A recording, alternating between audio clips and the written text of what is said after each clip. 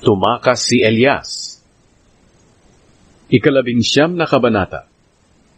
Ngayon, sinabi ni Ahab sa asawa niyang si Jezebel ang lahat ng ginawa ni Elias, at kung paano nito pinagpapatay ang lahat ng propeta ni Baal.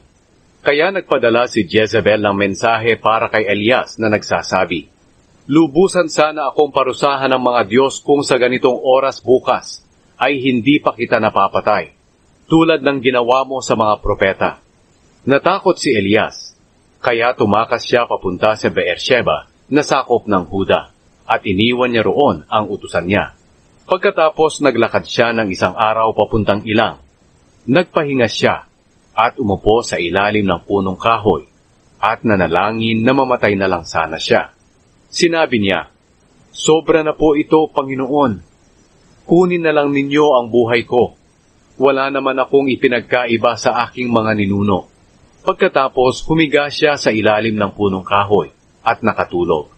Biglang may anghel na kumalabit sa kanya at sinabi, "Bumangon ka at kumain." Pagdilat niya, may nakita siyang tinapay sa ulunan niya na niluto sa mainit na bato at tubig na nakalagay sa sisidlan. Kumain siya at uminom at nahigang muli. Muling bumalik ang anghel ng Panginoon. Kinalabit si Elias at sinabi, "Bumangon ka at kumain, dahil malayo pa ang iyong lalakbayin." Kaya bumangon si Elias, kumain at uminom. Pinalakas siya ng kanyang kinain, at naglakbay siya sa loob ng 40 araw at 40 gabi, hanggang makarating siya sa Horeb, ang bundok ng Diyos. Pumasok siya sa isang kuweba, at doon natulog kinagabihan. Nakipag-usap ang Panginoon kay Elias. Ngayon, sinabi sa kanya ng Panginoon, "Ano ang ginagawa mo rito, Elias?" Sumagot siya, "O Panginoon, Diyos na makapangyarihan, tapat po akong naglilingkod sa inyo, pero itinakwil ng mga Israelita ang kasunduan nila sa inyo. Winasak nila ang mga altar ninyo, at pinagpapatay ang mga propeta ninyo. Ako na lang po ang natira, at pinagsisikapan din nila akong patayin." Nagsalita ang Panginoon, "Lumabas ka at tumayo sa ibabaw ng bundok sa aking presensya, dahil dadaan ako." Pagkatapos, may dumaan na napakalakas na hangin, na bumitak sa mga bundok at dumurog sa mga bato, pero wala ang Panginoon sa hangin. Pagkatapos ng hangin, lumindol, pero wala rin ang Panginoon sa lindol. Pagkatapos ng lindol, may apoy na dumating, pero wala pa rin ang Panginoon sa apoy. Pagkatapos ng apoy, may narinig siyang tinig na parang bulong.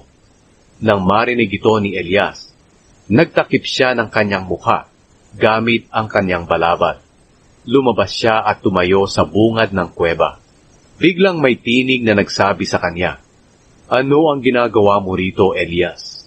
Sumagot siya, "O Panginoon, Diyos na makapangyarihan, tapat po akong naglilingkod sa inyo, pero itinakwil ng mga Israelita ang kasunduan nila sa inyo. Winasak nila ang mga altar ninyo, at pinagpapatay ang mga propeta ninyo. Ako na lang po ang natitira, at pinagsisikapan din nila akong patayin." Nagsalita ang Panginoon sa kanya, "Bumalik ka sa iyong dinaanan, at pumunta sa ilang ng Damascus. Pagdating mo roon, pahiran mo ng langis si Hazael, bilang pagkilala na siya na ang hari ng Aram. Pahiran mo rin si Jehu na anak ni Nimsi, bilang hari ng Israel, at si Eliseo na anak ni Shaphat na taga-Abel Mehola, para pumalit sa iyo bilang propeta. Papatayin ni Hazael ang mga sumasamba kay Baal. Ang makakatakas sa kanya ay papatayin ni Jehu, at ang makakatakas kay Jehu ay papatayin ni Eliseo. Pero ililigtas ko ang 7,000 Israelita na hindi lumuhod at humalik sa imahen ni Baal." Ang pagtawag kay Eliseo. Umalis doon si Elias, at nakita niya si Eliseo na anak ni Shaphat na nag-aararo. May 11 pares na baka sa unahan niya na gamit ng kanyang mga kasama sa pag-aararo, at gamit naman niya ang 12 pares ng baka. Lumapit si Elias sa kanya. Hinubad ang kanyang balabal at pinasa ito kay Eliseo.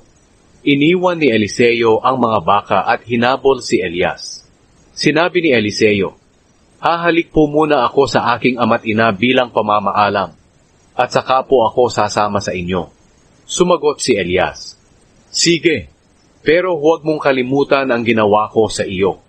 Bumalik si Eliseo, kinuha ang kanyang mga baka at kinatay. Ginawa niyang panggatong sa pagluluto ng karne ng mga baka ang mga kagamitan sa pag-aararo. Pagkaluto, binigyan niya ang kanyang mga kasamang nag-aararo at kumain silang lahat. At agad siyang sumunod kay Elias para maging lingkod nito.